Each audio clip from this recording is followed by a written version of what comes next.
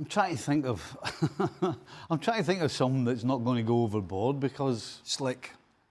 It was just going forward. It was almost flawless. The only problem I would suggest is that it wasn't 10.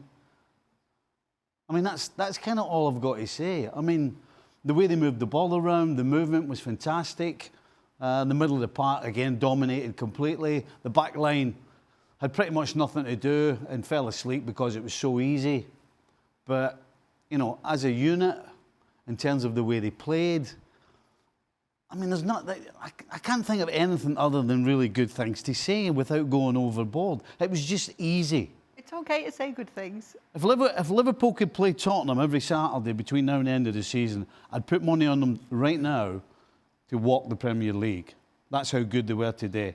And I'm not sure. I guess it's going to be easy for us to criticise Tottenham, but the fact is that I don't care who Liverpool were playing today in the Premier League, the way they went forward, the amount of chances they created, and as Craig mentioned the word slick, the passing, the movement, your front three get 2 goals each. I don't care who they were playing today, they would have won this game comfortably. Perfect word to describe it, slick. That's the best performance I've seen this season in England, maybe even in Europe. And I know Tottenham have injuries and defensive problems, blah, blah, blah. But this is an upgrade on, and they haven't won anything yet, but it's an upgrade on where they were last year, what Klopp was doing.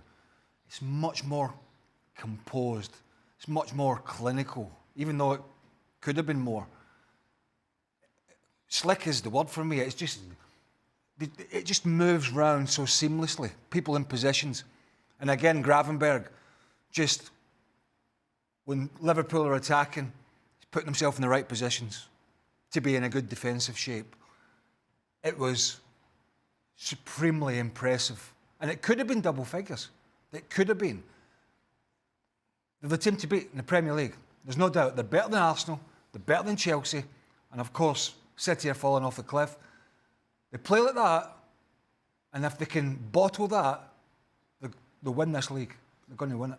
Do you know one of the main reasons they're going to, if they do win the league, while they win it? And it's nothing to do with Mo Salah scoring loads of goals or the chances they create.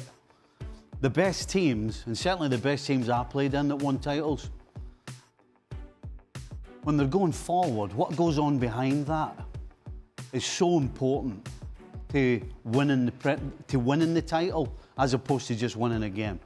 Because not only do Liverpool make it easy on themselves because teams can't get out against them, that means that they're not doing so much running. You know, we talk about a long season, but when you play the way Liverpool do, and the way they save their legs because of the positioning behind the ball to stop teams when the ball's turned over is immense for Liverpool. But the other thing it does is it absolutely kills the opposition because they're constantly under pressure. And Tottenham were constantly under pressure for the majority of this game until Liverpool decided it was over and it was too easy. That's why I think Liverpool can win the Premier League, because they're going to have the strength to carry them through the season because of the way they defend behind the ball when they've got all those players with the pace and the accuracy that Salah has in particular in front of goal. You mentioned Salah, obviously you've mentioned Sorry, We saw Szoboszlai, we saw Luis Diaz in the thick of it there today. Who's another name you'd pick out from the best of Liverpool today, Craig? Gravenberg, McAllister, Alexander-Arnold, everybody. But we sat on yesterday's show and was sort of had a little preview in this game. Sorry, I'm a little bit unwell. And we couldn't find a way that this Liverpool team would not pick apart this Tottenham side. There was no pathway that they could plot that we could see, and certainly I could see. Because when Tottenham are attacking and they don't change, and that's part of the annoyance at Tottenham fans, that they have all these players out, but yet they've not changed, and they're getting battered at times.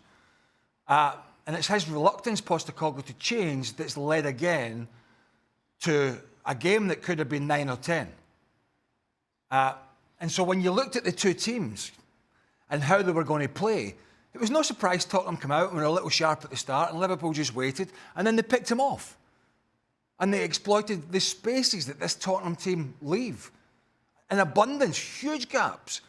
And you've got a young 18-year-old who's a full-back in Archie Gray playing at centre-half, along with the third-choice centre-back in Dragusin. You have to give them some protection, but they don't.